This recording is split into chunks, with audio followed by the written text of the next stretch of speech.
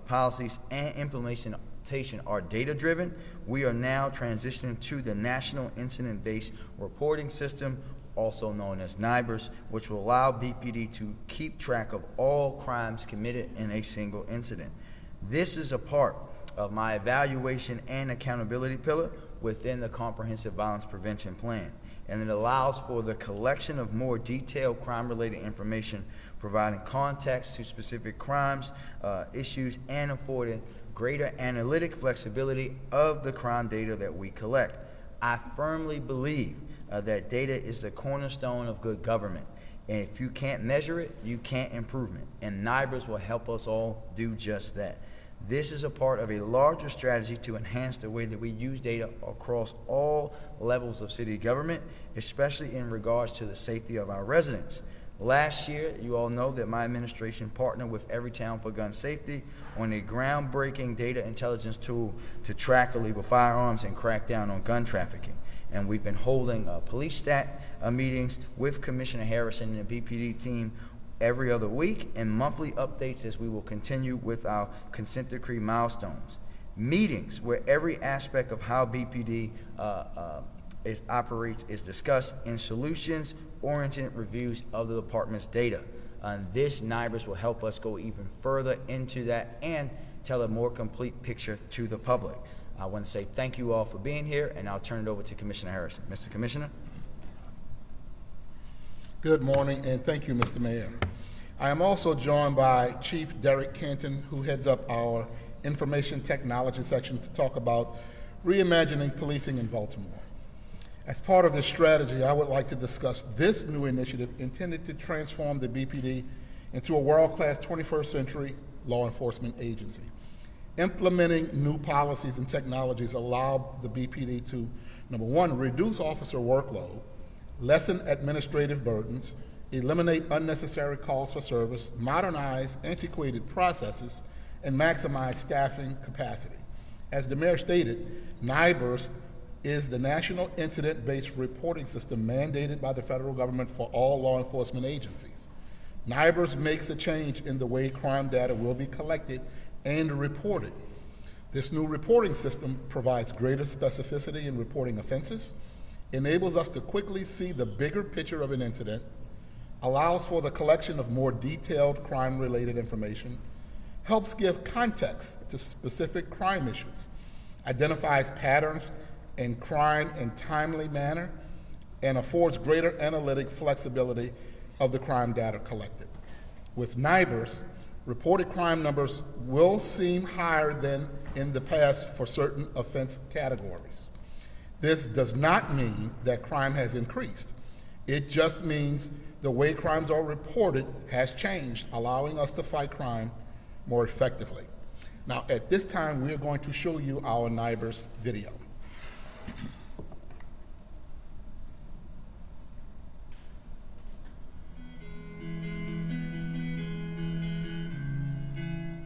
Hello, I'm BPD's Chief Technology Officer, Derek Canton.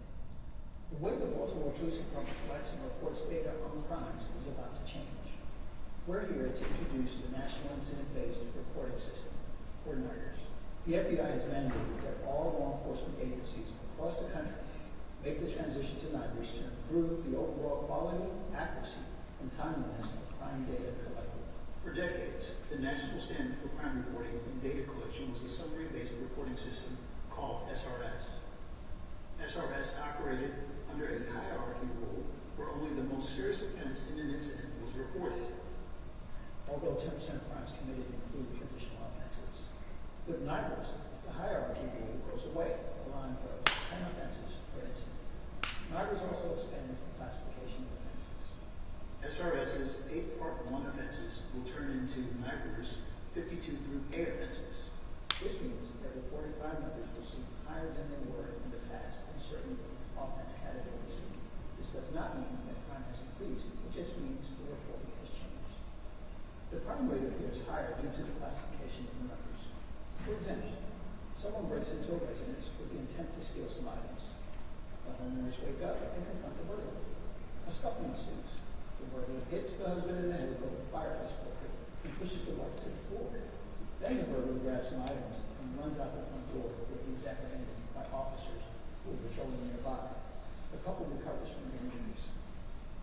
this incident, 3 criminal acts occurred: aggravated assault, common or simple assault, burglary. In the SRS system, using the hierarchy order, only the aggravated assault, the most serious offense, would have been counted. In the NIBR system, all of us are counted. Why is this important? The difference does not reflect an increase in criminal incidents, but reflects the difference in the way criminal incidents are counted. NIBRS provides a deep dive into a specific incident. It collects details on victims, known offenders, arrestees, and properties involved in a crime.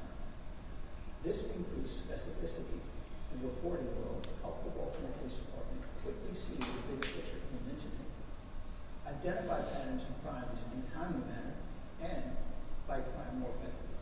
BPD launched its new records management system, Acts on Records, which allows us to collect the data required to be a NIBRS reporting agency. For more information on BPD's transition to NIBRS, visit baltimorepolice.org/NIBRS. Once again, for more information on Baltimore Police Department's transition, you can visit baltimorepolice.org/NIBRS. Thank you. And with that, we'll take questions.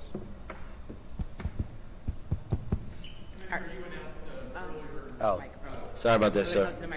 And just to let everyone know, the website, the video is on our website, so you can pull it from there as well.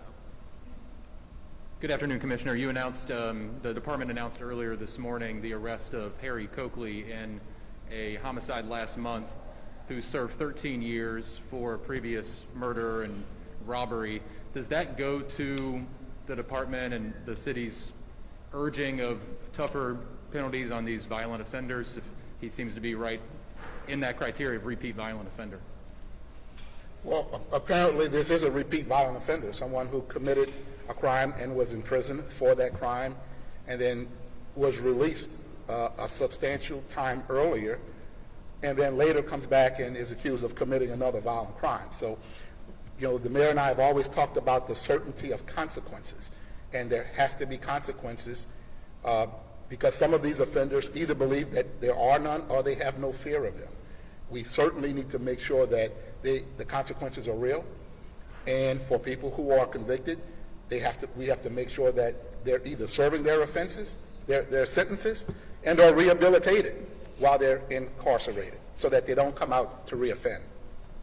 And Paul, just to add to that, I think with the commissioner's last point, we, of course, swift and certainty of accountability when folks are arrested for serious parts of crime by our police department, which again, right now we have a 57% clearance rate on homicide. So our detectives are doing the great work to make sure, along with the community, because they clear these cases with community support, and we want people to continue to speak up. But you heard me yesterday talk about with your colleague, Mike, that we also have to start to ask these questions about what has been done with these individuals when they've been serving so long a periods of time behind bars? What kind of rehabilitation efforts were made? We actually here, the Mayor's Office of Neighborhood Safety Engagement, under my direction, is now working with our corrections folks to start to train folks before they come home so they'll never have to go back out there on the street. But when you think about the amount of people that we see over and over again, it has to be a broader conversation with the individuals who run those prisons about how we can really work to rehabilitate people as well. Ready? Yeah, I have a few questions. So you actually just explained how this system will be different compared to the previous SRS system. But how will this be helpful specifically for the community, and will this change how you guys disseminate information to the media? So we will have to go through an education campaign with community. We've already started that within our department because under the SRS system there were 8 offenses. The most serious offense was the one that was reported. Now the Part A of NIBRS has 52 offenses. And we have to educate the community. We have to have a serious socialization process to make sure the community understands how we are reporting, and then make sure that we're reporting. We will certainly continue to provide you the numbers of specific incidents like a shooting, like a murder that occur. but we want to make sure we're getting the full picture of what happened. Just like you saw in the video, if there's a burglary but other things happen while inside the home, all of those things will be counted now. Doesn't mean that crime goes up. It's still one incident, but there are 3 different crimes committed within that one incident.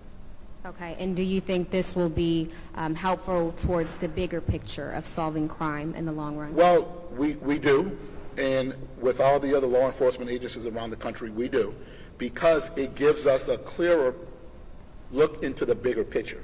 For analytical reasons and analytical purposes, we get to know now what actually happened, so we can know MO, modus operandi, how crimes were committed, that might be able to help us link perpetrators to other similar crimes. So for analytical reasons, we absolutely think it will make us more effective and more efficient. And last question for you. Do you think this will, or will this be easily accessible to the public to view this information? It will be easily accessible. It will be on our website. We believe that our dashboard will be live at second quarter of this year, I believe, and it will be right there on our website for you. Thank you. Thank you, Brittany. Nothing will change about how we share our data. That's a mandate from me, so all of our agencies know that they have to share their data. We will continue to do that publicly. Tessa? Oh, hello. I just had a small question. So the current crime data that we're able to see online now, this change isn't reflected in that? It's visible on like CityStat at the moment? I don't think that's changed as of yet. Okay. And was there a delay in implementing this at all? We actually started this process last year because everybody in the country was supposed to make the transition January 1st of this year. We started the process. We had verification processes to make sure our department was not just capable but ready, and we were. It takes some time to transition. We have brand new technology with our records management system. So it's taken us some time to transition, but we actually started last year in preparation to launch by January 1st. It'll be from January 1st moving forward, probably. And just a reminder, we know this is something that all departments across the country are under federal order to do. Was there frustration with the old system too, Mayor and Commissioner, because of the way that the breakdown was in terms of what you could report and how that was released? Listen, a great question. What I would say is frustration in the sense of you would hear in community meetings sometimes on instances they knew other things that happened, and you would put your district commanders and others really sometimes at odds with residents who knew information, but the only thing that our officers and leaders were able to say is what was legally bound, they were legally bound to report and how they report out. This we just think is more transparent. We look forward to working with the community to understand it in a deeper way because, as I always say, a more informed citizenry is a better one.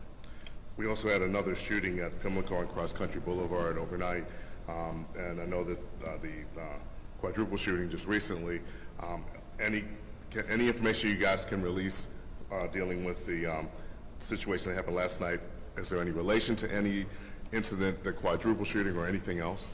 To our knowledge, at this moment, they are not related, and detectives are still combing through evidence and working to collect even more evidence, more video, and to locate more witnesses. The thing we need more than anything, Barry, is for people who were there and who saw it and know what happened to come forward to help us, because the only way we improve and get better with this is with community support.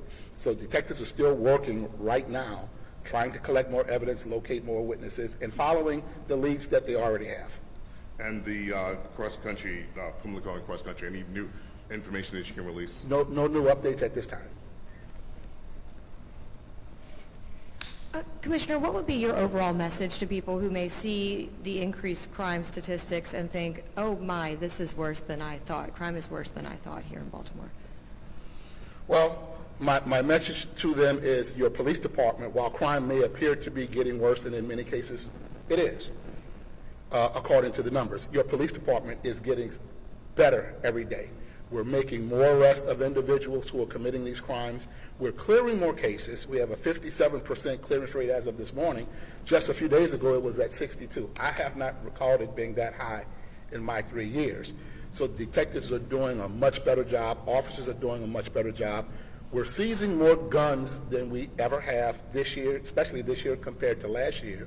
We've taken more ghost guns off the street this year compared to previous years, and we're more proactive, and officers are more engaged than in recent years. And so while this is happening in every city across America, big and small, our police department is stepping up to the challenge to do what it is necessary to make sure we make citizens safe and make them feel safe.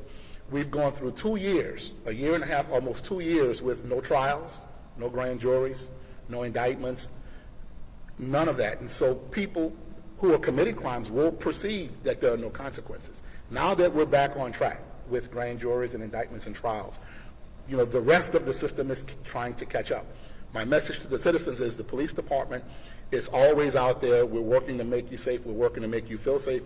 And we're doing a better job in all of those areas. Although we'll be the first to admit there's always more work to be done.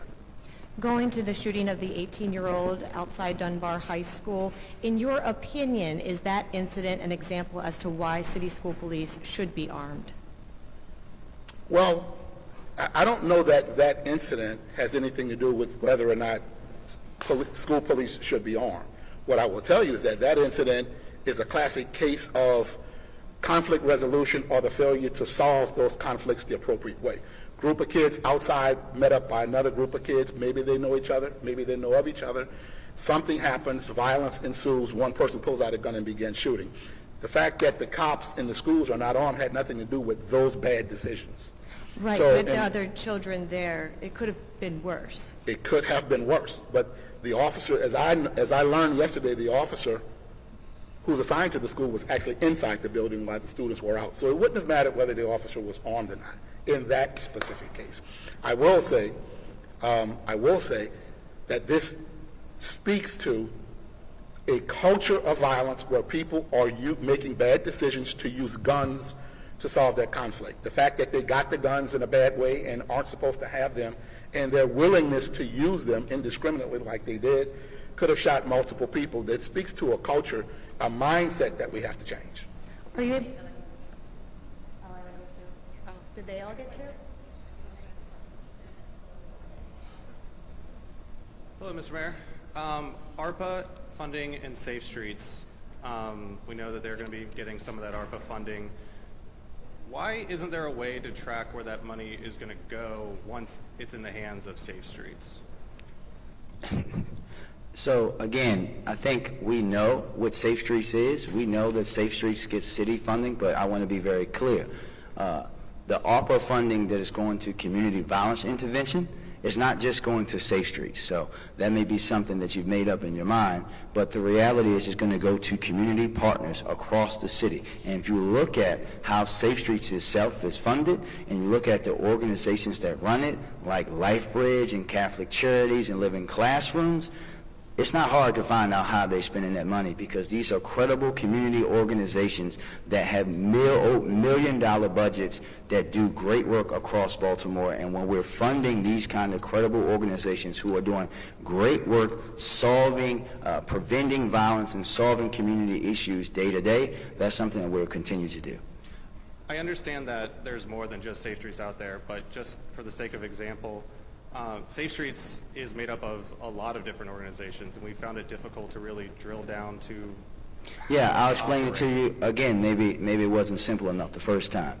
Safe Streets the money comes through Muncie out to the community organization partners who then fund the program. So like any other grant, there's an opportunity for you guys to discuss with LifeBridge, with Living Classrooms, with, all of our community partners on what's going on with Safe Streets. They would be happy to have you guys come and visit their site so that you guys can see actually what happens with our violence prevention workers. Thank you.